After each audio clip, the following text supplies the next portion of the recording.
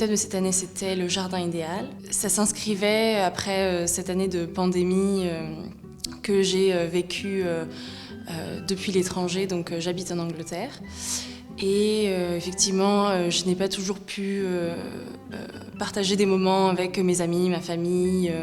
Et donc, quand le thème du jardin idéal est apparu, il m'a été assez naturel de me dire que j'avais très envie d'organiser un banquet auquel je pourrais convier l'ensemble de mes amis, de ma famille, un endroit où on pourrait se retrouver, où on pourrait discuter, échanger, débattre, avoir des discussions qui n'ont aucun intérêt, juste se rappeler les bons moments. Et donc ensuite est née l'idée d'un banquet végétal. J'ai rencontré 2 cultivateurs de plantes rares qui cultivent des plantes pour les restaurants étoilés et qui sont venus avec plus de 150 idées de plantes comestibles qu'on pouvait interpréter dans le jardin, qui avaient des hauteurs différentes, des senteurs, des goûts, des aspects, des couleurs différentes.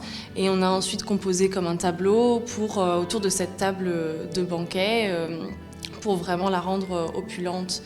Il n'y avait pas vraiment de gamme chromatique, c'était une palette de couleurs qui évoluera en fonction des saisons avec les fruits, notamment les fruits, les fleurs, qui viendront les uns après les autres se juxtaposer. L'idée, c'était plutôt dans les goûts et les saveurs. Et donc, on a différents types de plantes. Et on a par exemple de la tagette fruit de la passion, dont on peut extraire les feuilles et les faire infuser pour ensuite en faire des sorbets. Ou la plante fromage qu'on peut faire toaster dans de l'huile d'olive pour déguster avec une pomme de terre chaude. Ou encore la plante huître qu'on peut déguster sur du beurre au gros sel, sur une tranche de pain, et on a tout de suite ces saveurs d'iode.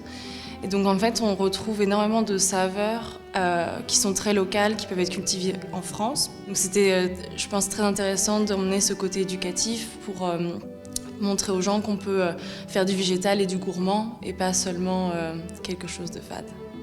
Donc on voudrait que les personnes qui visitent notre jardin se souviennent de toutes ces plantes et ces possibilités que le végétal peut offrir, et qu'ils puissent retourner dans leur cuisine et peut-être s'inspirer de ce qu'ils auraient vu au jardin de Chaumont-sur-Loire.